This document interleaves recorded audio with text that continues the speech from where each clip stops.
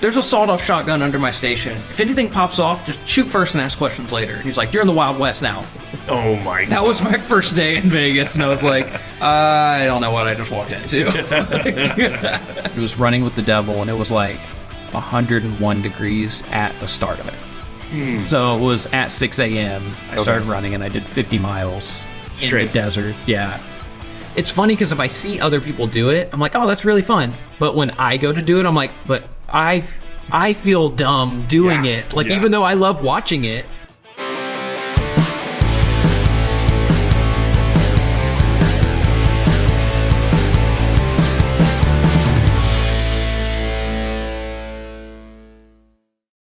Welcome to Support Your Local Tattooer. This is Austin Spencer, and today I'm super excited about a longtime buddy of mine, a fantastic local tattooer, an accomplished marathon runner, health nut, rock climber, traveler, an all-around fantastic, kind dude. Did I say fantastic twice?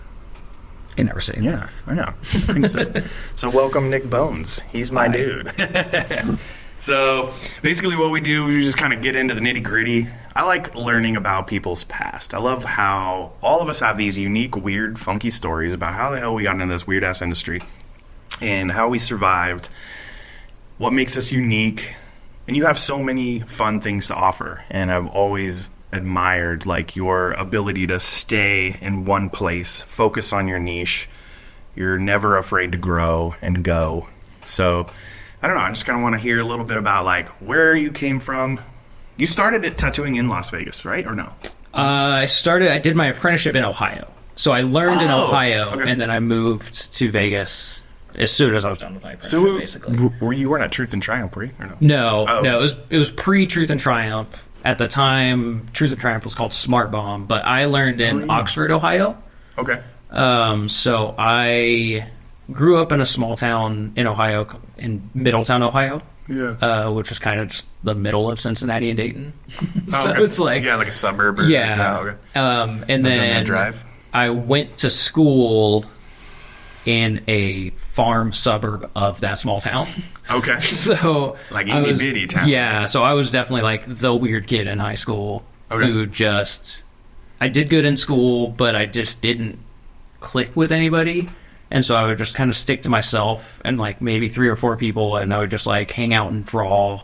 And we were all like the punk rock kids in this small area. Yeah. And then as I got older, I was drawing my whole life. As soon as I was like holding a pencil, I was trying to draw things, and always obsessed with cartoons and comic books. And I thought I wanted to do something in that field growing up. And then I remember watching a documentary about like how Disney cartoons are made, and I was like, this looks terrible. Like, unless you're the man who's designing it, like you're just the middler. Like a factory. And you just like, they give you the keyframes and you draw all the middle frames, and I was like, oh, I don't want to do that at all. Yeah. And so I was like, well, maybe comics. And I was like, looked into that, and I was like, well, that's really hard to get into. And so I kind of was just like, the arts in small towns aren't super supported. Yeah. So the whole time I was thinking about wanting to be an artist, like, you know, like everybody around me is like, well, what factory are you going to work at while you draw? You know, like that's basically your only option in that small town. And so I was just like, well, I'm not going to do that, but I don't know what to do with art. And then as I got later in high school, I started, found myself in the punk rock community, and people would come to me to be like, hey, can you design this tattoo for me? Like, I have an idea for a tattoo. Yeah. And so I would draw their tattoos and then go with them while they got it tattooed. And I was like, wait, why are you paying this dude for my art? Like, what? That's my same exact story, too, dude. That's rad. I didn't know that. Yeah. And so I was like, okay, I really want to get an apprenticeship. And I had a friend who was a piercer at a shop. And so I reached out to him. We played music together. And I was like, hey, I really want to get an apprenticeship. I want to do this right. Like, I don't want to just get stuff and tattoo a home. And at the time, this is 2003, 2004, like, it was hard to get stuff. Yeah. Like, you had to get it sent to a tattoo shop, like Cam, or, like, they wouldn't just send to a house at the time. Yeah. And so I was like, well, I really want to get an apprenticeship. Like, I don't know what to do. And so I went in and talked to the owner of that shop, and he was going to apprentice me. And I didn't know anybody in tattooing at the time. Yeah. And there were 2 tattoo shops in my town. No tattoos yourself or anything? Like, Yeah, I'd not gotten any tattoos at this point. Yeah. Like, and so was he intimidating? it was so intimidating. Yeah. Yeah, he was just a big biker dude, you know, Okay, like yeah. it was Just trying to paint the picture there. Yeah, like just standard. the cliche Okay. Midwest like biker tattoo shop. Yeah. And I walk in, and he's like, you know, I have like the little portfolio of like comics that I've drawn and stuff. And he looked through, and he was like, yeah, I can teach you. And he was like, tell you what, I'm actually trying to open my own tattoo shop. So let me give you a list of supplies that you have to buy for me, and then I'll teach you to tattoo. And I was like, okay. And so he just like basically had me like buy everything to open a tattoo shop for him. That was my way in. Like from Walmart or whatever? It was like from Cam. Oh, yeah. like So it was set just up. like, yeah, like here's the stuff you have to buy, and I was like, okay. And so just like ordered a bunch of stuff, and then I paid him. I think it was at the time it was like $2,000 or something. Oh, damn. Which was a lot of money when Yeah, where'd you're you get the 19. cash? I was working. Working, okay. Yeah, I was working Oh, at you're like a 19, gas yeah. station and Okay. stuff. And so I was just like desperate. So I was like, okay, well, took me so long, and I finally saved up the money and gave it to him. And then I just never heard from him again. And so it was like 3 weeks later, and I was like, reached out to my friend. I was like, hey, have you heard from this guy? Like, I don't know what's going on. And he goes like, oh yeah, he died of a heroin overdose. Holy shit. Like, he took all your money and bought drugs and then passed away. And I was like, Oh, that's fucked. can I get my money back? Like, I don't know what to do. So I was just like, oh, okay. And so that was my first attempt at an apprenticeship, and I was like, I don't know what to do. Like, I'm totally lost right now. And I don't know so if you've ever told me that story before. yeah. And then I finally, while I was doing that, I ended up getting this leopard print tattooed on me by a friend of a friend who we ended up becoming like, you know, closer friends. Yeah. And I was like, well, I guess I could apprentice under this guy, but like really he wasn't very good. Yeah. But I was like, but I just need a way in. Yeah. Damn. And so I talked to his shop, and it was the same thing. Like, okay, it was $2,000. And I was like, oh my God, I have to do this all over again. And so I was saving up the money, and I had like, I think $1,500 or something. And then one of my friends came to one of our punk rock shows, and he had this like new tattoo like right on top of his arm, and it was incredible. It was like the best tattoo that I'd seen in this small town ever in my life. And I was like, where did you get that? And he was like, oh, it's Oxford. It was like an hour away from where we lived. Okay. And I was like, I'm going there tomorrow. Yeah. And I literally went there the next day, and I was like, I saw this tattoo you did on my friend Brandon.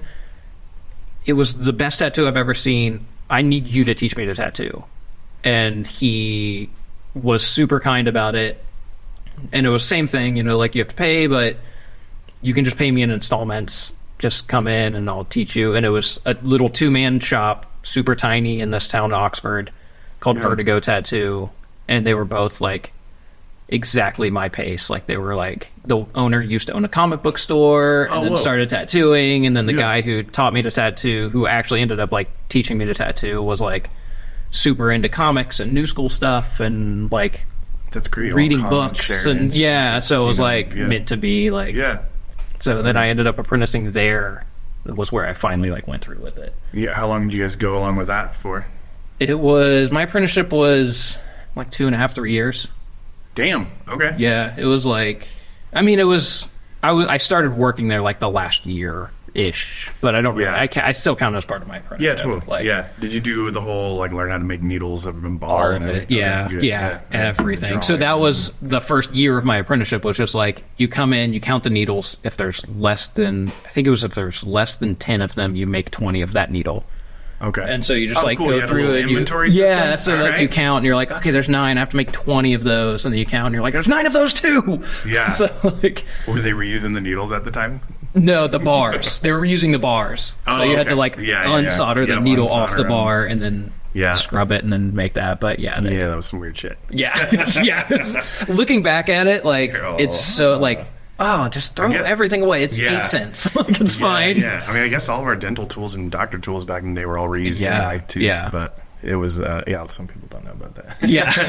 Yeah. So, it was all steel tubes, all, like I did the whole old school thing where, you're in this little tiny closet with no ventilation, like just Dude, inhaling breathing flux. solder, yeah, the flux Yeah. and solder. Like, I did Yeah. that way too much, actually. And I was in like the hardcore scene, so it was like basketball shorts every day, and you'd be soldering, and then you'd like drop solder and go straight through your basketball shorts. And you're like, okay, well, those are ruined. Dang, that's fun. So shit, like, okay, so you did all that for a while, and your relationships are pretty good and healthy with those guys? Yeah, It was yeah, two I'm guys still. that were there? Yeah, it was 2 guys there, and so actually, Kelly Sievertson, Yeah. he apprenticed there too. So Oh, he came okay. on while I was doing my apprenticeship and became the piercer at that shop. Oh, wow. And so he was piercing while I was tattooing, and like we were both like apprenticing together basically. Yeah. And then when I moved away, he decided he wanted to start tattooing, and so he Dang, apprenticed there. Dude, that's the second. It's so weird. Sometimes the piercer, you get it, they got their foot in the door through piercing. Yeah. But sometimes they become some of the most phenomenal tattooers. Dude. It's so crazy. Yeah. Like, yeah. So I was tattooing there. It was it was probably a few months before I moved to Vegas, and I didn't even know he drew. He was going to, it was an old college town, and he was going to that college for metalsmithing. And so he was getting his master's degree in like being a metalsmith. Okay. Yeah. And so I didn't even know he drew. But I mean, he's going to art school, so I'm like, Yeah. all right. But I just didn't put 2 and 2 together. And I was tattooing, and somebody walked in and wanted some random tattoo. I don't remember what it was. And he was like, he came up and he was like, "Can I draw it for you while you're tattooing and for the next tattoo?" And I was Yeah. like, "Yeah, I guess. Yeah, like, yeah. go ahead." And then he shows it to me, and it's the best drawing. Yeah. And I was like, "What are you doing? Why are you piercing? Yeah, Like, yeah, this doesn't yeah, make any yeah. sense." And so, yeah, once I moved away, he ended up apprenticing, and Okay. and then now he is what he is. You know, Yeah, like, fantastic incredible. tattooer. Dude, you have some like Ohio ties to some really great tattooers too. And were Yeah. you were my like link to Ohio, right? Yeah, yeah. Yeah, and I've still to this day always am like, why is everybody so fucking nice from Ohio? Like everybody's, Yeah. or at least the ones we're meeting. Yeah, You know, yeah, like, all are the so ones that kind. I would be friends with. Yeah. Like, I mean, Robbie, Big Me's. Yeah, Like, yeah. Kelly's in Chicago now, but he was from Josh, Ohio. and, like- And yeah, Yeah. like all those dudes. Like, Yeah. Nick Stanball. Yeah. Like, Yeah, like he's all down in those Florida dudes. now. Like, Okay. Yeah. it's really funny because they were all, like, Robbie, I grew up with him. Like, I knew him in middle school. Robbie Bauer, right? Yeah, Rob Wild on Yep. Instagram. Yeah. But yeah, we were good friends growing up. And so he started tattooing right around the same time I did. Yeah. Now him and Josh have Rebel and Yeah. they're in Dayton? Yeah, they're in proper Dayton. Yeah, downtown okay. Dayton. Yeah. And then Big Me's shop's in Dayton now too? Okay. So He had one in Columbus, and then he sold, like, that was like Oh, a partnership. dude. Yeah, yeah, and yeah, then I he forgot sold about that, that. and then he bought like a building in Dayton. Yeah, beautiful. Yeah, it's so cool. Go Me's, we love you. Yeah. Dang. Dude, that's tight. So then how did you get the wild hair up your ass? I remember some of your stories are pretty goddamn funny about you moving to Vegas and like Yeah. getting your initial like intro to a shop was on Las Vegas Boulevard on Yes. the north side, which is Yeah. it's still kind of rough, but back It then was real rough. fucking rough, Yeah. dude. So while I was doing my apprenticeship, I was dating a hairstylist who was in school, and we both finished like right around the same time. Hairstylists and tattooers, I dude. know. It's I like, know. Yeah. Yeah. trouble. And so we just knew we wanted to leave Ohio. Like Okay. my whole life, I was just like, I love my friends, Yeah. but I don't want to live here. Like Yeah. everybody outside of my group, I don't want to deal with. Yeah. And I just knew that growing up. Like I would ask. I was raised by my aunt, and I would ask her all the time. Like we'd go on vacation. Like, why are we going back? Yeah. Like, why do I understand this? Like, this is cool here. Let's stay here. Yeah. And so I was just like, I just want to live somewhere outside of Ohio. And so my girlfriend at the time finished cosmetology school, and I was like, well, where do you want to go? And so we literally just Googled, like, where does an Ohio cosmetology license transfer to? Oh, okay. And so that's where we picked. It was New York or Nevada. It was like just straight, no more You can just continuing show up. education. Yeah. Like you Okay. can just transfer it. And so she was like, well, my mom is from Las Vegas. I don't know anybody there, but I know I technically have family there. So let's go out there. And so we literally like flew out. It was the first year Hell City was in Phoenix. I don't know what year that's 2007. Okay. Yeah, it was Yeah, I 2007. can't remember. And so we flew to LA and then drove to Phoenix just to go to Hell City because I was like, I just want to like talk to some people from Vegas before I go there and get some advice, and I want to go to Hell City. Yeah.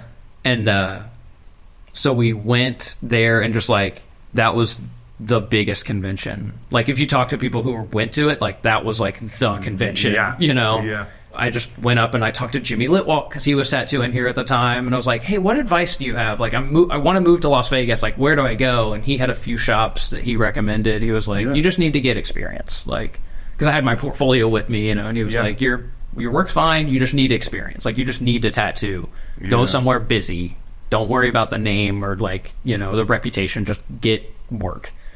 And so he gave me a few places to go to, and that was really cool, like getting to talk to your idols. Yeah, no, for sure. I actually have little moments with him too where he's offered like game changer advice where it was like woke me up. I was like, oh, yeah, you're fucking right. Okay, yeah, I'm dumb. I should be doing this. Yeah. And so then we came up to Vegas, and I went to like every shop I could think of. This was back in the days when I didn't have a smartphone, so I just opened the phone book and just went through and called every tattoo shop. Like, hey, are you looking for an artist? Like, I'm looking to move here. And then I ended up calling one shop called Absolute Ink. It's not even there anymore. Joey Hefts was the artist there. He was Joey Vegas at the time. Okay. He owns Reverent Tattoo now. Oh, okay. Yeah. So he was the artist there. No shit. And so he was like, hey, come on down. And I was like, okay. So I brought my portfolio, and he was like, yeah, your work's okay. Like, you're just out of your apprenticeship. That's what your work looks like. Yeah. And he was like, but we talked for like an hour just about how much I loved tattooing. And I was like, I just really want to get in a place where I can like continue to learn and like grow. And he was like, okay, when can you start? And I was like, I gotta go to Ohio and pack all my stuff up and move back. And I was like, a month? And he was like, okay, cool, you got it. Yeah. Like, you're in. And it was like Las Vegas Boulevard in Charleston. I'm so excited. Like, I got a job in Vegas on the Strip. You know? Like, I didn't know any better. And so I fly back to Ohio, and we're like starting to plan for like, okay, we have a month to pack everything up and figure everything out and find a place. And the owner of that shop calls, and he was like, hey, I heard Joey offered you a job. And I was like, yeah. And he goes, yeah, he didn't have the right to do that. He was like, he's not the owner. Like, he's just an artist here. And I was like, oh. And he was like, but he explained who you are and how excited you were. I'm going to give you a shot. And I was like, okay. Like, I'll take it. And he was like, but I need you here in a week. Oh, shit. And so I was like, I'm there. Like, whatever I have to do. And so we literally just sold. We had a PT Cruiser at the time, and we just packed up everything that fit in the PT Cruiser and sold everything that didn't fit. Yeah. For like nothing. And then just drove out, and I get to the shop. He's like, okay, Joey's in jail. That's why I needed you here. So it's like, he was wild back then. Yeah, he was. Yeah. And it was like a whole thing. Yeah. But so that was why he hired me, was because he needed me to cover him while he was going to jail for 30 days. Oh, okay. And so that's literally how I got my job in Las Vegas, is because Joey was going to jail. And you jumped right in there as the main artist? Yeah. Like, it was the owner dude a tattooer at the time? He was a tattooer, but he was never there. Oh, okay. And so literally my first day tattooing outside of my apprenticeship at this like nerdy comic book owned, where everybody was on the same page. Like, I show up, and there's one artist who, it was like 10 to 6, one artist, and then 6 to 2 a.m. And I was the 6 to 2 a.m. guy. Oh, yeah. And I show up at 5 to get set up and everything, and the dude was like, oh, you're here, I'm going to take off. And literally just left me at the shop alone by myself my very first day. Oh my God. In a rough ass neighborhood. In a rough neighborhood. Like, yeah. It's still real wild there. And when that door opens, you're almost excited but terrified at the same time. Yeah, I'm like, which one's it going to be? How's this going to go? Like, I don't really know. I don't want to buy meth or stolen fucking shopping cart TV. And at the time, I had dreadlocks like down to here. Oh, yeah. And so everybody who walked by, because it was before weed was legal, and they would walk in and be like, hey, man, where can I get some weed? And I'm like, I'm straight edge. Like, I don't know. Like, this is deceiving. I know. And they would just be like, no, you can I'm cool, man. You can tell me. And I'm like, I don't know, man. Like, I genuinely don't know. I've been here for a day. Yeah. And so I walk in the door, the guy leaves, and then we just start getting walk-ins. And I just tattoo all night. And it's like Just literally bangers, like 2:30, and I'm finally finishing my last tattoo. And the owner calls and he's like, how was your first day? And I was like, scary. Like, I was terrified. And he was like, oh, man, do you own a gun? And I was like, no. I've never even touched one. Like, why are you asking? Damn. And he's like, well, there's a sawed-off shotgun under my station. If anything pops off, just shoot first and ask questions later. And he's like, you're in the Wild West now. Oh, my God. That was my first day in Vegas, and I was like, I don't know what I just walked into. Oh, my So that God. was my first day tattooing in Vegas. Yeah, and then it got progressively weirder, I'm sure. Yeah. There's some good There's- walk-ins there. Yeah, there were good walk-ins, and then by the time I was there for like a year and a half, and Joey had left at this point, so it was like Oh, okay. just me and like one other artist, and like it ended up getting super weird with that owner. Like I'd never dealt with somebody who was on drugs before. Oh, like he himself was. Yeah, okay. and so like I never experienced like what meth does to a person's mind. Oh, yeah. And So so, he's a like, tweaker. yeah. That's not good. That's not And good. so he comes in one day and he's just like, he had fired everybody except for me. Like I was literally the only artist. And so I would just, at that time I started working like noon to midnight. Like I was just there all day. Yeah. Like every day. And I was just like, is this normal? Like I don't know. This doesn't seem normal. But I don't know what else to do. So he had fired everybody, and then he fired the apprentice like the day before. I don't know why there was an apprentice there anyway. And then he comes in, he's like, I figured it out. I was like, what'd you figure out? And he had fully convinced himself that I was a spy from another tattoo shop down the street because he found a business card after we closed. Like that shop had just walked by and like stuck a business card on our gate. Yeah. And that convinced him that I was a spy from another tattoo shop sent here to steal his identity and take over his tattoo shop. And he knows that the owner of that shop just recently bought the house that he's renting, and he's going to kick him out of his house and his shop and take over everything all at once. And meanwhile, I'm just like taking my pictures off the wall and just putting them on my toolbox. Like, cool, man. I'm glad you figured it out. You want to help me load this up in my car? Because I'm never going to talk to you again. Ow, bro. Yeah. So that was your last day there? That was my last day Nothing there. lined up. You were just like, No, I had that was on a Friday, and I was just like, I'm taking the weekend off, and then I'll figure it out on Monday. Like I don't know what's gonna happen. So he was just doing the old school like pay you out every day, like cash Yeah, at the end of the day So type yeah, shit? it was cash only, Okay. and then I just would do a drop every day and just keep the cash like that I made. Did you guys even write like anything on slips or anything, or it was just literally like It was on the envelope. It was like, here's how much is in here. Like, yeah, No, it wasn't like, even like breakdown of broken down. tattoos Yeah, I or don't think anything. so. I don't. Okay. Yeah, I think it was just literally like, here's $600. and he would just Bye. get high and come in and try to open that box. Yeah. Like Yeah. just trying to get whatever out of it. God Yeah. damn, people are wild. It's so crazy how people can run businesses like that. Like, Yeah. it's And hard I enough think- to run it sober. And so I showed up, and it was the shop had been there for 10 years. And so I was like, oh, this is well established, Right. and it was probably, the first 5-6 years he was probably like on it. Yeah. And then by the time I was there, by the time I left there, like he tattooed once a month, damn. so. That's- But I had really cool experiences with that guy up till that point. Yeah. Like that was he had the mobile tattoo truck.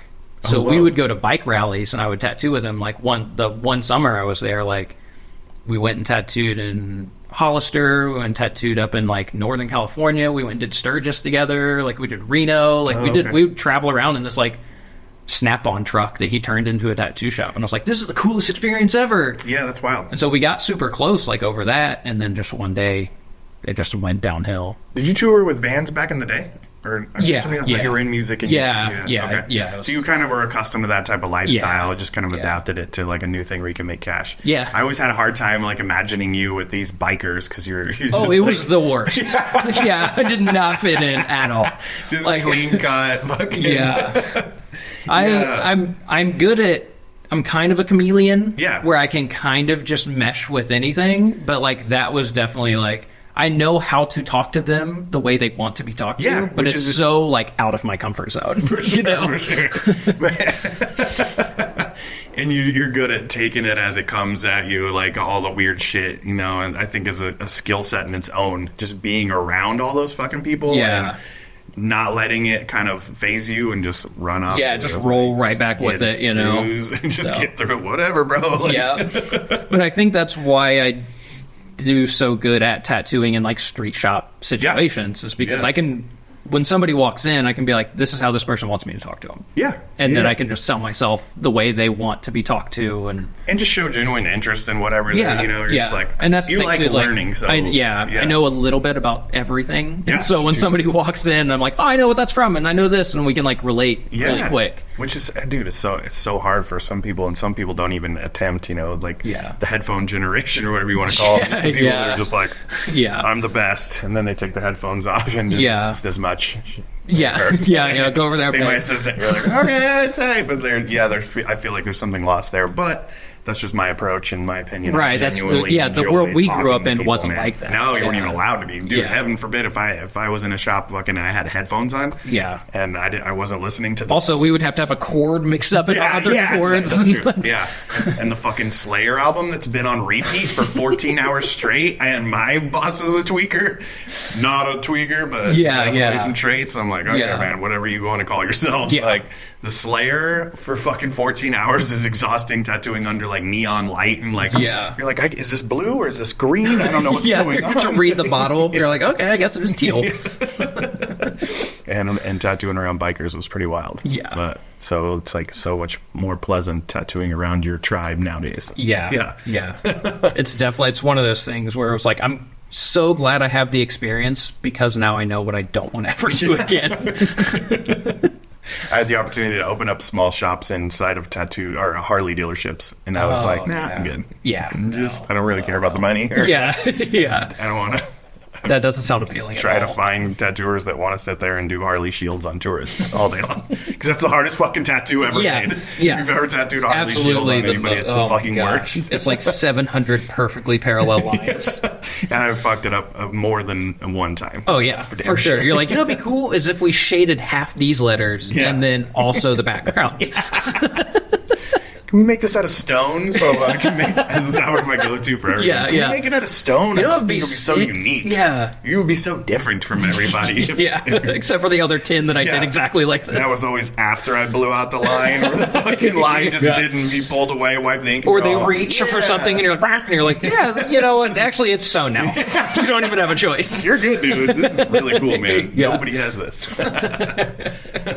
Didn't you end up going onto the strip? After that? So you were like on the strip and not in a casino back in the day. So I went to like the Diversity family of shops for a little bit. So I worked at Tattoo Heaven for which was just a little closer to the and so I did that for a little while. That was even crazier. Yeah, that was like Sahara and that's where they filmed all bum fight stuff. Those dudes walk by all the time.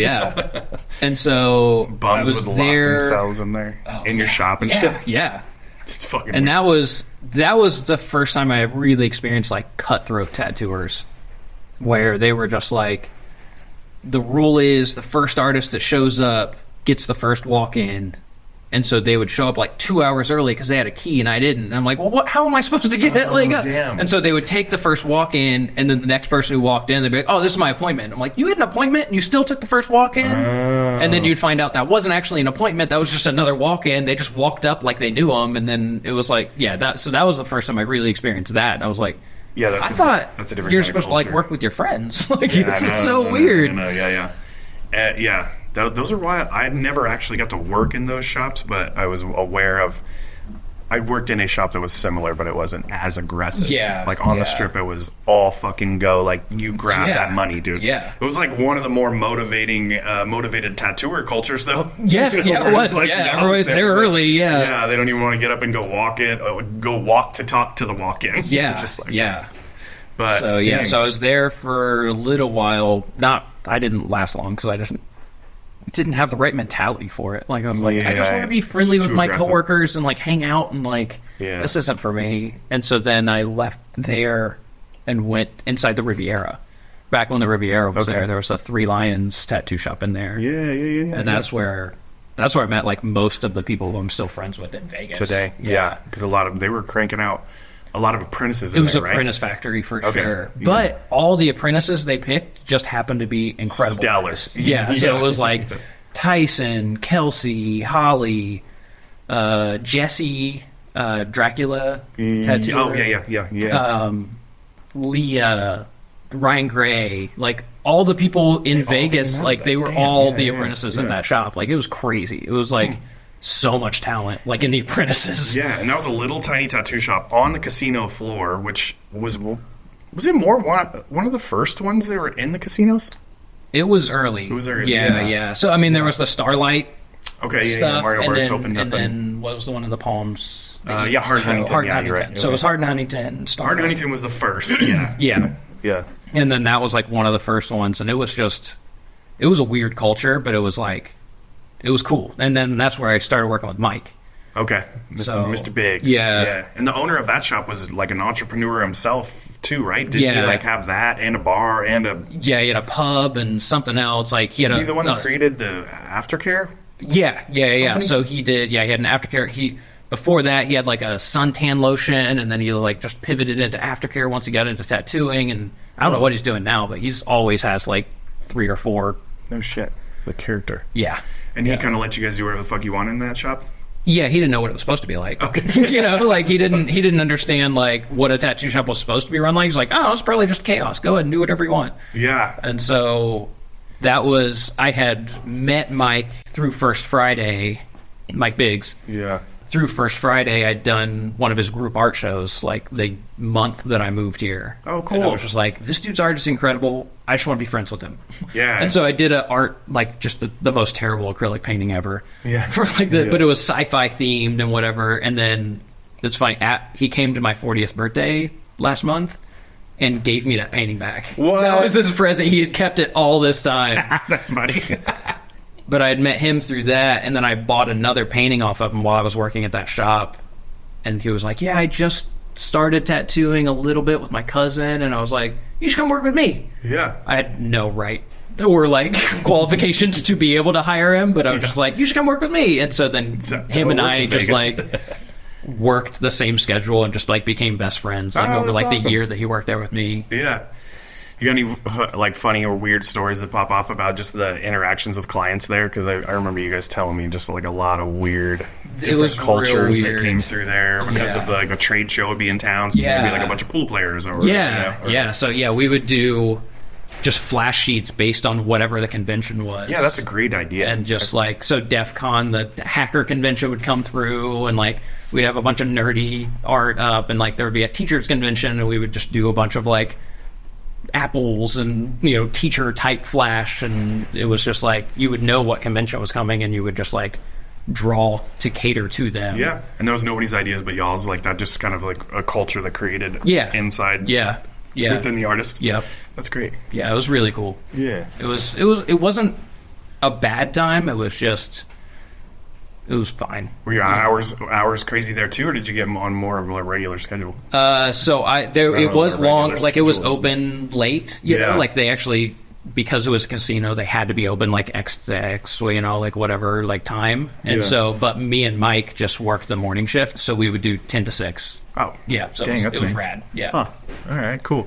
And then from there, did you come over to Studio 21? Straight to Studio 21. Yeah, because you hired Mike, Oh, yeah, okay. and then like... Because I knew Mike by growing up here in Las Vegas, so yeah. And so he came to me and he was like, I'm so sorry, but they're hiring me. And at that time, like I knew who you guys were, like, just from being in tattooing in Las Vegas, like that was one of the shops, And then he was like, yeah, they asked me to come work.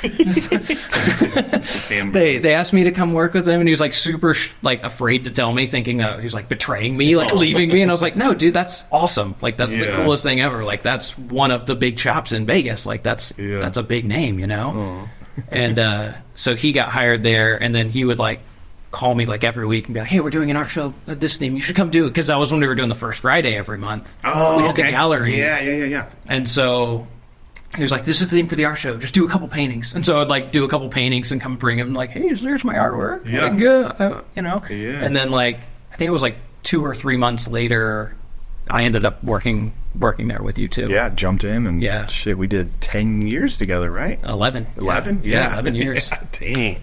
That's impressive. That's fun. And that, like, Studio 21 is really where I honed everything. Yeah. You know, like, that's where I was working with artists that were so much better than me. So I was just like, okay, I got one, I got to step it up, and two, I can learn a lot from just watching everybody and asking questions. And it was like real communal, you know. Yeah, we did art shows together and stuff. Yeah, all the time. monthly art shows, and we had a good habit of every single time there was like if we weren't tattooing, it was just we would go to the back room and paint. Like yeah. And the second you started painting, of course, and someone would walk in, which is a good thing. Yeah, yeah. Or there would be like a rainy day type shit where we all would just paint like all afternoon. Yeah, but that's what I mean. All my best friends now I met. Yeah. You know, they're like Swarm. Yeah, you know, that's like wild. he was there Yeah. the whole time I was there, basically. And Yeah. then Jason Paxman, like so close with Yeah, him. and, yeah. Like I could have gave him on too. yeah, and then you know Biggs, obviously. Yeah. Still really close with him. That's fun. We did a lot of fun things together. When we traveled at that time, we were doing. So you took me back to Ohio. Yeah, and we went did the Hell City there for yeah. tattoo. That's something we did for Tattoo Fight Club. Yeah, Yeah, and then we did like Boston and Russia. Did we do quite a bit together? We did a couple. Yeah. Yeah. So I think we did like, feel like we did- Austin or something. Yeah, remember. Yeah, I was doing a lot at that time. Yeah, and we all kind of rotated out because not everybody could leave. Remember? Yeah. So Yeah. like, but yeah, I did a handful of conventions with you, and Do you do much conventions anymore? Or? I do like 1 or 2 a year. Yeah, Yeah, it's a lot. the Like, culture's changed. It is. I want to start doing more because I have like a 2-year plan. As of this month, our lease is up in 2 years. Yeah. So like we're building out that camper van, Yeah. and I just want to like travel for like 2 years and just tattoo on the road. Yeah, I'm super excited about that for you. Yeah, yeah, so tell me that's- about a little bit about that vision, because like you've never lived like full fledged like a vagabond yet, right? Like, No, I mean in the bands, you know, Yeah. when I was touring and stuff, that was Yeah. kind of like that. But I've never in a way where it was affordable, like Yeah. where you can actually, you know, support yourself and stuff. So So how are you going to line up your I'm still kind of guest spots? I want to start doing more conventions now so that I can meet more people and make more connections, Yeah, and that I can kind of plan for, you know, 2 years from now, if I'm doing a bunch of conventions, hopefully I meet enough people to do guest spots like across. Like I just want to travel. yeah. Like I love traveling, and so I'm building out a massive Sprinter van right now. I'm excited to see it. Yeah. You've had it for a while. I have, It's been a yeah. project, but And now I have I made myself set a deadline. So Yeah, it's like, okay, exactly. it has to be done by this day, so I can finally but yeah, so it's going to be fully livable, like, and I just want to do. It's scary. I mean, change is always scary. Yeah. But like, it's scary to think like, okay, well, I've spent my entire my real career in Vegas. yeah, So now to just be like, okay, well, I have super steady clientele here, but like, now I have to leave. So like, I want to like. you could work it into where you have like you That's tour kind up of my and then plan. tour back down. Yeah, and then you so that's book my plan. It's just like just fill my book book for blocks like in 2 Vegas. weeks. Yeah, and just then as much as you absolutely love like rock climbing and stuff, I'm assuming you want to go to some like epic spots. Yeah. So then maybe start DMing all the shops in those areas. That's and then it. that way that kind of puts you there. Yeah. And then you can get in there, work, go do your thing with the rock climbing, and Yep. jump back in the van, and then maybe go to the next spot and the next spot. yeah. That- So I think with the technology that we have now, where you can just like advertise on Instagram in one geolocation, yeah. you know, like I feel like that's going to help a lot. Yeah. It's always scary. Like change is always scary, but I feel like now I can be like, okay, well, here's our tour that we're going to do. You know, we'll be gone for 2 months, and then we'll be back in Vegas for a couple weeks to tattoo everybody. We're going to be here, then here, and then here, and then here, and then I'll just do, you know, advertised Instagram ads for those spots, Yeah. and then just kind of show up at the shop. So Yeah, build your own. I don't know if you have your own website, but you should definitely. Yeah, I do, yeah. build your own website, and then so work on that mailer list, and yeah, start just trying to like convince everybody to consistently check up on you through yeah, that stuff. So yeah, I love traveling's like my favorite thing in the world. So I'm going to do a guest spot in Hawaii next. Oh, okay. The end of next month. Yeah. Yeah. What part? Oahu. Oh, okay. Yeah. So I went and got tattooed out there like a month ago, and then our friends that lived there wanted us to like house sit for them.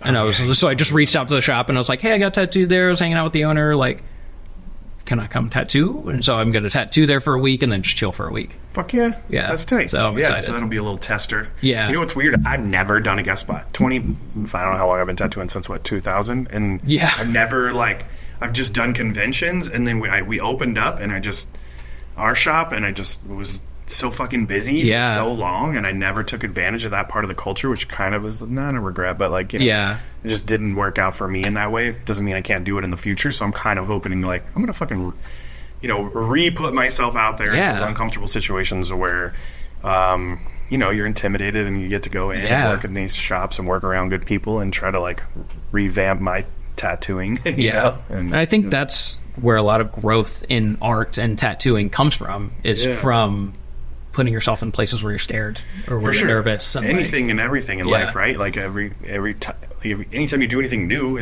you're not going to be the greatest at it, but you could at least study and practice and try. Yeah. I don't know. You got to do it though. Yeah. If you're not fucking doing it, then you're just stagnant, and that's no fun. And you're a learner. You love to learn. I love to learn. Yeah. And I love to be scared, and I love to push myself and get outside of my comfort zone. And that's kind of what I want to talk to you too about. You talked about self-discipline and getting out of your comfort zone. All that is tell us a little bit more about you've always been an avid runner, and were you into the multi-terrain courses, or what do they call those? The obstacle course races and stuff. Too? I did. That's what actually got me into running. That's what I thought. Was starting with those. Okay. Yeah. So I started working at Studio 21, and I wasn't when I was younger, I was always outside, being active and playing sports and stuff. And then when I got to Vegas, I just kind of that just took a back seat, because I was like, okay, I need to focus on learning how to tattoo. And then I got to Studio 21, got comfortable, started just eating a bunch of junk food. I've been vegetarian since I was 8 years old, but I was a junk food vegetarian for a lot of it. And so I was just getting lazy and eating kind of garbage food, fast food, just whatever. Yeah. And then I don't even know if he knows this, but Jesse, the tattooer that I tattooed with at Three Lions, came in one time just to drop off some art for one of our art shows. Yeah. And he just walks in, and me and him were always just always messed with each other. And he just walks in, he just looks me up and down, and he goes, "You got fat." And I didn't even register, Yeah, I was just well, I'm stagnant and I'm not doing much. Yeah. And he literally just looks me up and down and he goes, "You got fat." And we always just messed with each other, and I was just ha, and just laughed it off, and he left, and I was like, oh my god, I got fat. I've never, my whole life, nobody's ever said that to me, because I've always been skinny. Yeah. And so it was just literally that next day, I just had a pair of tennis shoes, and I was like, I'm gonna see how far I can run. Yeah. And literally that he's the one who motivated me to start getting healthy. And the truth hurts, but most likely helps us. And I had gone vegan at that point. And but you one didn't of really my know how to do it. No, right? no. I was just okay, well, I just don't eat cheese. Yeah, I don't know. I don't know what else to do. Fanny pack full of Twizzlers. Yeah, exactly. You had a mullet and a fanny pack full of Twizzlers. Yeah, and I was like, oh, yeah, it's just junk food. And so, one of my friends I met through being vegan was like, "Hey, we're doing the Spartan race. Do you want to do it with me and my daughter?" And I was like, yeah, absolutely. I had no idea what it was. I was just yeah, let's do it. Sign me up. And so he did. And then it was 4 weeks out, he sent me a link to it, and I thought it was a 5K fun run thing. Okay. It was not. No. So, they're teasing you in the mud and shit. Yeah, it was crazy. You're climbing over these walls and jumping into ice baths and swimming underneath things. Shit. I was oh, I thought we were running through some bubbles or something. I didn't know. And so marshmallows. Yeah. So from the time he sent me that link of what it was to the race was like 4 weeks. And I was like, okay, it's an 8-mile race. I didn't know this. Damn. So I was like, I need to add 2 miles every week to be able to run 8 miles. Okay. And so literally, like, I couldn't run a mile at that point. No shit. And so I realized my neighborhood was half a mile around. And so I was like, if I can run one of these, I'll let myself walk the next one. And so I just did that until by the time the race came around, I was like up to 8 miles. Like I ran 8 miles like the week before that. Yeah, that's great, dude. And then I did that race and I was like, that was the coolest thing I've ever done. Like that was like, I feel accomplished right now. Yeah. And so then I signed up for a 13-mile one. And then I did 2 years of like the obstacle course / running. And then I realized that running was like the thing that I was really in love with. Yeah. And so I just started just seeing how far I could go. And so I started running a little bit more each time. And then I signed up for a half marathon, which was 13 miles. Yeah. And so I was like, okay, let me see if I can do that. And so I did it. And I was like, okay, well, I accomplished it. And then I wanted to see how far I could go. I was like, I wonder if I can do a full marathon. Let's just see. And so I started training for that, and then I did a full marathon in Scotland while I was there. Because I wanted my first one to be, like, epic. Yeah. And so awesome. We had this trip to Europe coming up, and I was like, I'm just going to see. We have 1 weekend free. I'm going to see if there are any marathons in Europe that time. And so I was like, okay, well, we can either go to Nottingham, because there's a Robin Hood marathon, or we can go to Scotland for the Loch Ness Marathon. Whoa. And so I just let my girlfriend at the time pick, and so she was like, let's go to Scotland. So I ran the Loch Ness Marathon.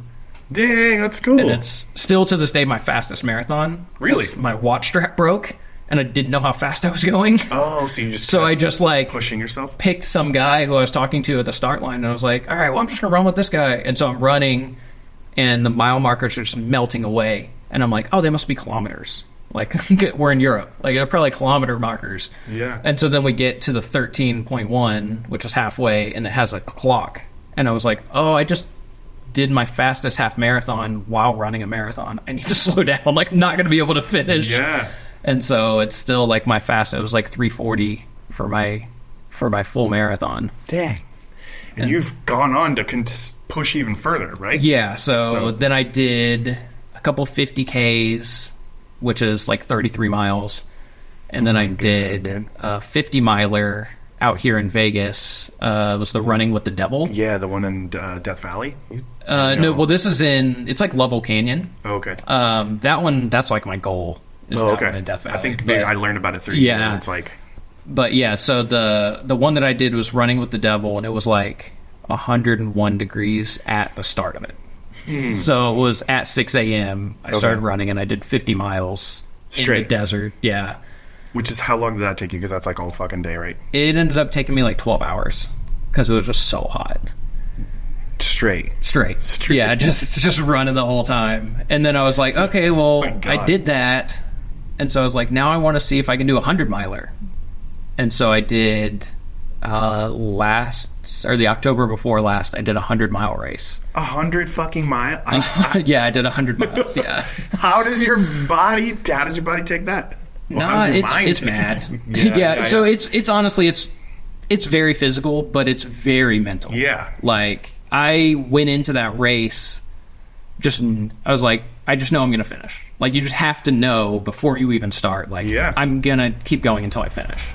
Even my training, like, I didn't train that far. My longest training run was like 18 miles leading into that. Just did a lot of them. But I did a lot, yeah. Okay. So I would do like 2 a week. I would do 2 long runs a week, and then my short runs would be like 10 miles. So like those would be short runs. Damn. Okay. But yeah, going into it, I'm just like, it's gonna hurt. It's gonna suck. It's gonna be the worst pain you've ever felt. You just have to finish. Like, they give you a belt buckle. And so I was like, I'm not leaving without that belt. That fucking belt buckle. Yeah, like I walk that thing. I don't even wear belts that have buckles. Yeah. And so it was 20-mile loops in the middle of the desert in Phoenix. Oh, so you're seeing the same scenery too. Yeah. Is that good or bad? It was good for me. Okay. I liked it. So normally it's like washer style. So you go forward, then backwards, then forward, then backwards. Oh. But it was just post-COVID, and so they didn't want people crossing paths that way. And so they just did 5 laps. Yeah, 5 loops. And so for me, I like that because I'm like, I know exactly, by the second loop, I have it memorized. Okay. So I know exactly what to expect. Like, okay, there's a hill around this curve. Like, I can walk up that. I can do this. Like, I just memorized it. So, but it was really neat because the first loop was at sunrise, and the second loop was like the heat of the day. Third loop was like sunset.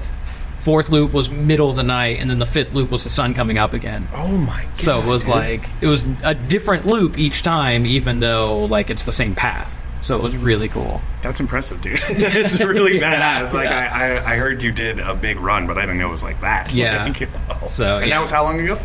That was 21. Okay. October of 21. Okay. Yeah. That's crazy when you're describing like what it was like. It's so much like starting a big tattoo. Like, yeah. like, yeah. Your first like back piece. Yeah. Going from just like baseball sized tattoos to like a back piece, and you're just like, oh my god, I don't even know how terrified. to. Like, yeah. Getting one and drawing one too. Yeah. Oh yeah. Similar experiences. Yeah, totally. You know? It's not easier just to lay there. Yeah. That's, as soon as that needle hits you and your ass fucking clenches up or something. Yeah, and you're like, I have so much more to go. Yeah. Or starting a painting and feeling like it's horrible. I mean, every painting I've only ever thing I started. can think of. Like, I Yeah. obviously never ran more than a block, but Yeah.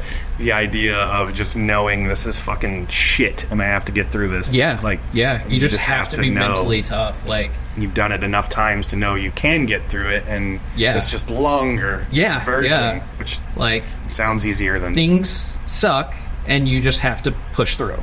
Yeah. Like, that's just how life is. Like, It one is. of our friends that ran the race with me was from there, trained on that course, like had her nutrition dialed in, like, oh, I have to do this, I have to do this, I have to keep this pace, I want to do this, and blah, blah, blah. And she was asking me, and I was like, I'm just going to run. Like, Yeah. I don't know. Like, I grabbed some snacks, I have a cooler, and she was like laughing. She was like, what do you mean? Like, what was your longest training run? I was like, 18 miles. And she was like, I did like 50 miles on this course, like, so that I would know everything. And I was like, I know up here I can finish. Like, I'm Yeah. not worried about not finishing. I know I can do it because I've been through hard things, and I know that on the other side I'll be happy. Yeah. And so I can That's just great. push through. And then at like mile 55, she dropped out. Oh. And she had like everything planned to the minute, and like Just like overthought yeah, it, and and she just- just like was like crying like on the last loop, and she was like, I'm in so much pain. And I was like, what, you signed up for a 100-miler? Like, there's gonna be pain. Like, you just Yeah. have to, like, it's gonna suck, and then Yeah. you have to push through. And so it was one of those things where I was like, I don't care how much pain I'm in, on the other side of it I'm gonna be happy, and I Yeah. know that's where my mind's gonna be, and I just have to do it. And so yeah, so I just like pushed through and finished, and I love it. I did the whole thing dressed up like Luigi. Oh, what? Yeah, it was on Halloween weekend, so I See, did that's the whole awesome thing. too. Is you go into it like not taking it so fucking serious. Yeah. Like, and that maybe helps you get through things in Yeah. life. Where I'm like, you can't overthink this. I can't even act like I have anything to say that I've like, Yeah. I mean, other than like running a business is fucking Yeah. exhausting. Yeah. And there's so many days where you come home and you may feel like you held it together there, but you're fucking crying on the way home. Yeah, you're devastated by everything going on. And you're absolutely. like thinking of every fucking thing you can do to get out of it, but you can't. So yeah, I guess I do have like, Yeah. everything in my head when I start a project these days is like, no, it's like I'm not fucking stopping until like I know I can do it. Like I'm not fucking dumb. Yeah. I just know I have to work hard and through all the shit. Yeah. And even when you shit your pants. Yeah. Yeah. Because Yeah. I don't know why you told me one time you had to like run off into the bushes and poop. Oh, dude, that's a normal occurrence. Yeah. Oh, yeah. Your body is just like Yeah. wants You're everything just out not, of it, right? yeah, it's like between mile 7 and 9, it's just like I have to plan my route around a bathroom being between 7 and 9. Like, I just have to be able to get to a bathroom. So you can- and sometimes you're out in the middle of the woods and you're like, there's no bathroom, but there's a bush over there, and I'm just going to go over there. And I'm going to finish this loop with no sock. Yeah. Oh, damn. Yeah, I just go. So that's funny. That's awesome. Dang. So shit. I don't know. That's pretty fucking impressive, though. And it's like, that's you. one thing I've always like absolutely like loved about you is like your your self-discipline and like focus and getting that shit done is always something you've been spectacular at. It's really Thank cool. you. It's like, Thanks. it's like really impressive. Not too many people can say that they've done that, right? How many people have really accomplished those 100-milers? Not a lot. So I read a statistic one time where it's like 1% of the population of the world will run a marathon. Okay. That and sounds it's like, about right. like maybe 1% of that percent will do a 100-miler. Like, it's such a niche, small thing. Like, it's not... It's getting more popular now. Yeah. I don't know, like, what the correlation between, like, suffering and putting yourself through things that make you suffer. Instagram. Like, being... Yeah, but, like... But also, like, when things kind of suck, like, you want to be in charge of how much it sucks. Yeah. And so I think that pushes people to do things, like, to the extreme a little bit more. So it's like, yeah, things are kind of weird. Like, you can't afford to buy a house right now. Gas is crazy expensive. Food is everything. Yeah. There's wars everywhere. Like, everything's, like, stressful. And everything sucks. So I want to be in charge of what sucks. Yeah. And I'm going to run 100 miles. And then it'll suck for me, but I'm doing it. I'm in control of that. I think that's, like, important for a lot of people. Certainly a hell of a lot healthier than drinking or smoking weed. Yeah. Or not smoking weed, but smoking meth and fucking trying to run a tattoo shop. Yeah, yeah. And that's, I mean, that just comes from, like, I've been straight edge my whole life. Yeah. Like, I've never done any of that. And that was from growing up with crazy chaos all over me, too. So I was just like, well, I've been through that, so I can make it through this, too. Yeah, no, I think that's fucking wild. Yeah. That kind of I'm like still tripping. I'm trying to imagine running off the fucking side and taking a shit and then running another 75 miles. Yeah.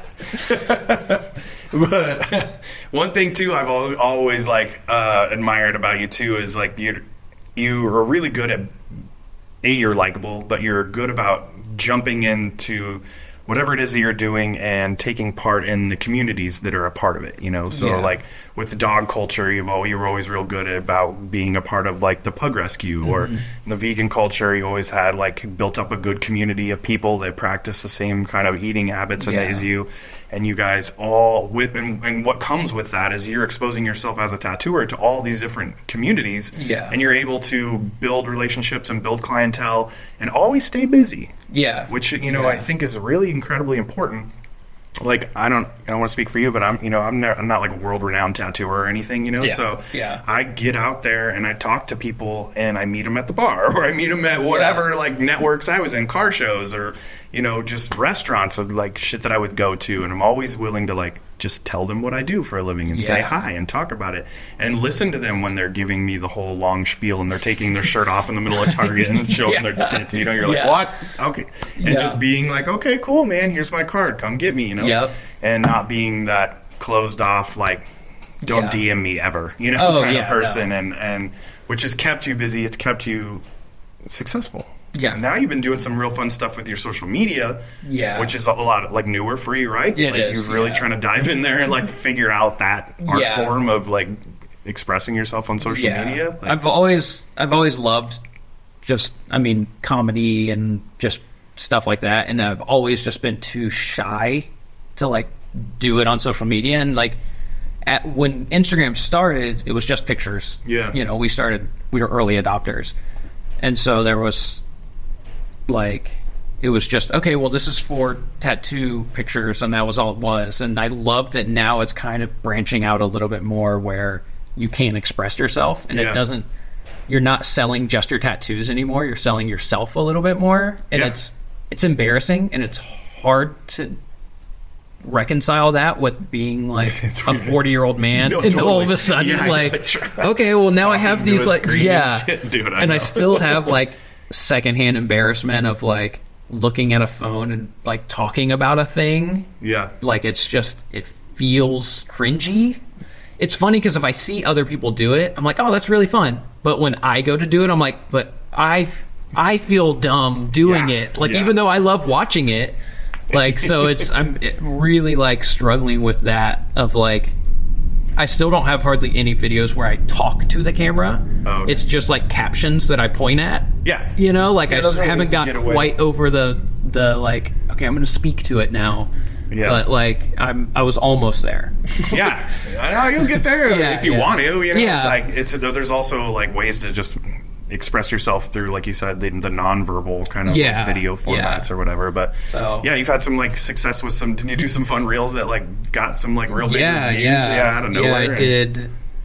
Like one where it was just like doing like a clear stencil, like making a stencil on a bottle bag and like doing it for cover up so you can see exactly where it is. Oh yeah. And so I just posted that, and I was like, oh, this was a throwaway thing, like in between posting tattoos, and then it was like 3 or 4 million views. I was like, what just happened? Like, Weird. why is that the one that took off? But No one knows how the algorithm I don't. works. Yeah, but, I don't know. yeah. But and then I have kind of like delved into a little bit of like some educational ones and some funny ones, and then some about my tattoos. And I'm really trying to like hone tattoos that I want to do, like communities that I want to speak to, and that's what I've really been trying to focus on. Like, Niche, I love Disney stuff. Yeah. I love rock climbing. I love doing running tattoos, vegan tattoos, like cartoons, comic books, stuff like that. So I really like I do a ton of Star Wars tattoos because that's like my favorite thing in the world. Yeah. And so like I've been trying to make fun reels that involve those things that I like doing. Attempt to get some exposure. Yeah, exactly. Share your That's dude. You got it. It's fun. It's fun and scary and like intimidating all at the same time. Like I used to love like skating when I was a kid, and I loved editing skate videos. Yeah. And I feel like the Instagram reels, the editing is like similar enough. Fast moving. Yeah, where I'm just like, okay, music like you I want in there. kind of I like this idea, so I'm like trying to like take all of my interests and all of my education that I've learned over, years and years of playing with stuff and like put it all together, and Yeah, that's fun. Shit. So what do you got for, like, other than your traveling? I mean, how do you feel about your tattooing and where you want to take it? Do you have any kind of, what's your vision for, like, the next... Do you kind of keep your vision short, 2-year visions, or... Yeah, typically. I mean, I love tattooing people who share interests with me.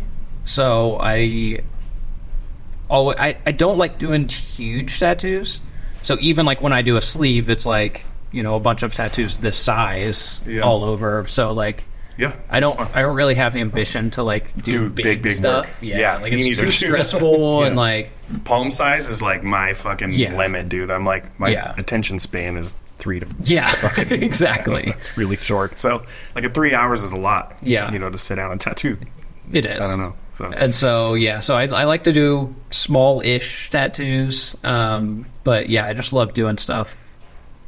That I just love doing things that either I'm or the client is really passionate about. Yeah. Like I don't have to be super passionate about it, but if you want to talk to me about it for 2 hours and teach me about it, I'm all about it. Totally. Yeah. Are you doing a lot of more pre-drawn stuff or no? No, most of it is like I don't do a lot of like flash that I draw. It's just they give me a description and I draw my version of it. Yeah. That's kind of where it is like my sweet spot where my clientele is, where they're like, here's my idea, I know what you do your version of it. Yeah. And so that's kind of like where I just want to keep pushing that. And I think when I'm traveling, I'll probably push a little bit more of my art because people outside of Vegas don't know me. Yeah. And so I think I'll probably do a lot of flash days for that. Yeah, maybe like any downtime you have in between, just kind of hang out, draw, like anything, and share. And then I am doing... This summer, I'm doing the literary art convention. And tell me about that. Yeah, so that's in Chattanooga, Tennessee. Mm-hmm. And it's like the 4th year. They took a little time off of COVID. But it's all book-themed and like nerdy pop culture-themed tattoo convention.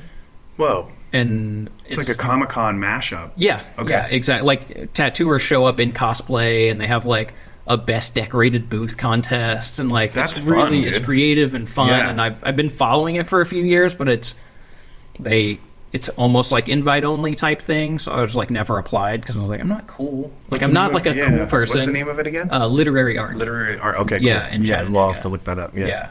Okay. And so like it's like I've never considered myself like a cool tattooer, you know, like I'm just kind of like in my own zone, like do my own thing, and I do tattoos that I think are cool, but like I don't think I'm like popular, like, you know, and so I just never applied because like I don't know, like the people who go there are like the people who I think are cool, and so I'm like, oh, I don't want to like think I'm on their level or anything. That's not and true. so I just never applied, and then this year I applied and they accepted me, and so fuck that's tight. So that's fun. So we're gonna road trip over there in the van and hopefully do some guest spots over there too, or? I think so, I think I'll probably do some like on the way and on the way back. A little tour, like set up tour dates and stuff. That's fun. That's rad. That's cool, man. Well, shit, so I don't know, you have anything else you want to talk about, or? I think that's it. You're enjoying tattooing in Vegas? You're a Hive tattoo? I'm a Hive tattoo. Yeah, so Swarm built that out. Like him and I built it out together like a few years back. Do you own it? Or no, I'm just help. Exactly. Yeah. So everything's it's Swarm shop, and then I just like help run it. I'm like manager. So cool. Yeah, that's awesome. It's awesome. Honestly, it's like the best case scenario for me. Like, Honestly, I kept the same schedule that I had at Stu 21. So, like, I still come in the same days, the same time. But yeah, I just rent a booth there, and then it's Swarm, me. There's a guy, Donnie, young dude, Chris, who's like super talented young dude. We have a dude named Cooper right now who's just guest spotting until he moves to Hawaii. Oh, okay. And he's awesome. But he was working at downtown, and Buddy runs his shop like real strict. Like, you show up at this time, you're here for these hours, like, you know, like. Oh, okay. And he was just always late. And so he just called, like, Buddy called Swarm, and he's like, hey, man, I got this. Do you have a booth for like a month? He's an awesome tattooer, but he's just not here on time. And Swarm's like, yeah, man, do whatever he wants. And he's super, super nice. And then we have this new dude, Dan, who does mostly like portrait stuff. Okay. Super nice dude. And then we have a dude, Alejandro, on the other side of the shop. Okay, so you have a full house now? So there's 7 of us right now. Okay. And then I'm teaching my son to tattoo. Okay. Yeah. So, shit, that's awesome. So how deep are you into that? He's just about to start tattooing his friends. Dang. So he's just about there. How are you going about that apprenticeship with like? I did it pretty structured. Like, I literally wrote out, because I actually went to college to be a teacher. And so I was like, okay, you know what? I'm going to write out like a proper curriculum and like give it to him. Like, here's the things you need to do to move to the next level. And so we just kind of like worked our way through that. And so he's, and then he knows like what's expected of him. Okay. You know, like, okay, well, I have to get this benchmark before we can move to the next benchmark. Yeah. So like he just has little check marks to go through. And so he's been just like tattooing on fake skin and doing a bunch of line work. He's using coil machines right now. I'm teaching him on coil just so he doesn't go to another shop and get made fun of. Basically, that's like the main reason. I'm like, you can use whatever machine you want, but you have to know how to use this. Yeah, no, I think that's great. And so he's already like taken it apart, put it back together, and Donnie only uses coil machines, and he's really into machine building and tuning and stuff. And I was like, okay, well, you can learn from him, because I haven't touched one of those in a decade. So my fucking arm hurts from the last time I used one. And so he's learning a bunch from Donnie about how to tune his machines and all of that stuff. And then he's just about, I told him his next benchmark is like make a flash sheet of like just little, you know, quarter-sized designs that he's excited to do. Yeah. And then he's going to do a couple on his leg, and then start inviting some friends over. Dang, yeah. So you got kind of like a couple of years though to get them like tuned up before you take off for a while. Yeah, exactly. So your goal is to keep coming back. I'll be back. Right? Yeah. So, sounds like you'll probably like quarterly or at least like kind of come back through. For sure. And so and I think I'm gonna, once he's tattooing like the last part of his apprenticeship, like I'll sign him off, and then I'm like, okay, well now you need to go work in a street shop for like a year and like just grind out as many tattoos as you can. Yeah, meet all the weirdos. Yeah, exactly. Because the way Hive is run, it's very niche. You know, like everything's nerdy. Everything's like, everybody who walks in the door is cool. Yeah. Like they all want our tattoos. And I'm like, that's not what you're going to get. You need to understand, like, that's not how tattooing is. Like, we've put in 20 years into this industry. You need to go, like, go where it sucks for a little while, and then, you know, when you build some clientele, you can come back and have a booth. But that's fun. Shit, that's crazy. I'd have to think about like teaching your kiddo how to tattoo. I don't know. It's wild. Yeah. When he like reached out and said he wanted to learn, I was like, "Are you sure?" Yeah. Like it's cool, but it's gonna be hard. You Yeah. know, like we have to put you through it a little bit. Like, Yeah. It's fulfilling too. Yeah. It's really cool. That's fun. I talked to Clean Rock One not too long ago, and he taught his son how to tattoo, and his right, son was yeah. like slaying it, dude. Yeah. I was like, he showed me tattoos. I was like, God damn, bro, that's Yeah. fucking really beautiful work. Yeah. It's really cool. Yeah. My dad and I learned how to tattoo at the same time, so Right, it's like a whole different like dynamic. And I mean, I was already kind of like into it before, and then he got into Yeah. it like shortly after. So it's so funny because everybody thinks it's always Everybody, yeah. Everybody's like, "Oh, it's so cool! You grew up with your dad as a tattooer." I'm You're like, "No, he's actually construction. He was in construction." yeah, exactly. You're like, no, we came together. Yeah, that's fun. That's crazy stories. But well, I don't know, man. I really appreciate you taking the time to do this, and this it's is like cool. it's super fun. We've We'll known have to each check other. back in once I'm traveling and have some more stories. 1,000%. Yeah. And I got some other ideas for you too. Cool. So. I love you, bud. Love you. And thanks so much for coming down, dude. I appreciate it. Thank you. Check up on Nick Bones. What's your website? NickBonesTattoos.com. Okay, cool. Very simple. Is that the best place? I mean, I always push people to go. Yeah, I mean Instagram. Yeah. Instagram's the easiest, but At Nick Bones Tattoos. At Nick Bones Tattoos, all Yep. one word, all spelled All right. right. Yeah, get out there, check out his work, catch up on his latest running adventures, Yeah. and everything else. So, all right, guys, thank you so much. Have a good one. Thanks. Bye.